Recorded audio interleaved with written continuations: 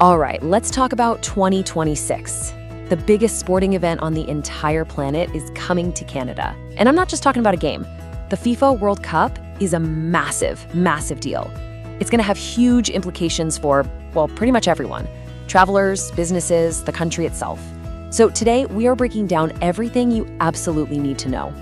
And just to put this into perspective, we're talking about what's on track to be the largest single sport event ever. With Canada co-hosting alongside Mexico and the United States, North America is basically about to become the center of the sporting universe. So why is it so big? Well, it really comes down to this number, 48. For the very first time, the tournament is expanding from 32 teams to 48. Just think about that.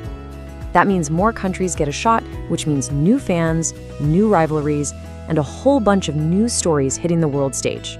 It's a game changer. And, more teams means, you guessed it, more soccer.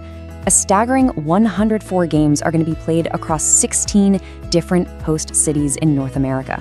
The scale of this is it's unprecedented for the beautiful game. And a really significant piece of that action is happening right here. We're talking about 13 matches split between Toronto and Vancouver. So Canada isn't just a host in name only. No way. It's going to be a central stage for some of the tournament's biggest moments. Okay, so let's dive into that a little deeper. Where exactly will these historic games be played? Well, Canada has two incredible host cities ready to welcome the world. So what's Canada's share of the action? It's a pretty big slice of the tournament pie, with those games split between two of the country's most vibrant cities. This gives each one a totally unique chance to shine on the global stage. So how are they splitting this up? It's actually pretty strategic. You've got Toronto kicking things off with Canada's opening game, which, by the way, is a massive moment. We're talking about the first ever Men's World Cup match on Canadian soil. Then the spotlight shifts to Vancouver for the later stages. They're getting those high-stakes, nail-biting knockout games. So what this means is both cities really get a taste of the most critical moments of the whole tournament. All right, so the games are set, but what about the hundreds of thousands of fans, players, and volunteers heading to Canada? What are the practical steps to actually get here? Let's break down the entry playbook. This is the big question, right? And the answer really depends on who you are and why you're coming. The requirements might look a little complex at first, but honestly, they're pretty straightforward once you break them down by your role in the event. Here's a nice clear breakdown. See the pattern? For fans, and even for the players and staff officially invited by FIFA, you don't need a work permit. The key document for pretty much everyone is some kind of travel authorization, either a visitor visa or what's called an ETA. And which one you need just depends on your citizenship. Okay, this is absolutely crucial, so listen up. Your match ticket does not get you into the country. They're two totally separate things. You still have to apply for your visa or your ETA, and just having a ticket doesn't guarantee you'll get approved. Now here's a little pro tip, straight from the official sources. When you're filling out your application, make sure you mention FIFA World Cup 26. Apparently, that little note helps the Canadian officials track everything and hopefully process it a bit smoother.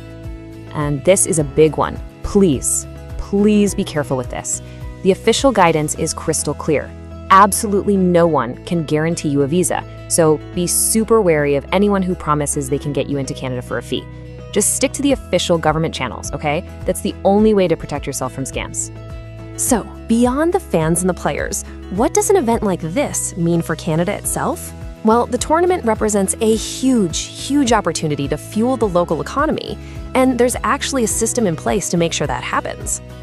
So, to help businesses capitalize on this opportunity, the government has this network of what they call Regional Development Agencies, or RDAs.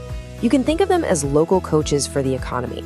They provide super tailored support to help businesses in different parts of the country get ready for the massive influx of visitors. And here's how that tailored support works in practice. So, say you're a tourism operator out in British Columbia, you'd connect with Pacific Inn, a restaurant owner in Southern Ontario. You'd work with FedDev Ontario. It's a whole nationwide network that's designed to provide really specific local expertise. And the support doesn't just stop with the RDAs. There are a whole host of other organizations, like the Business Development Bank of Canada and Destination Canada, and they're all geared towards helping Canadian companies make the absolute most of this global spotlight.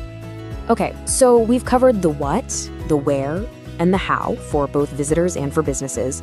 So as we start to wrap this up, what is the single most important takeaway from all of this information? I mean, it's the one piece of advice that is repeated over and over and over again in every single official document for every single type of visitor.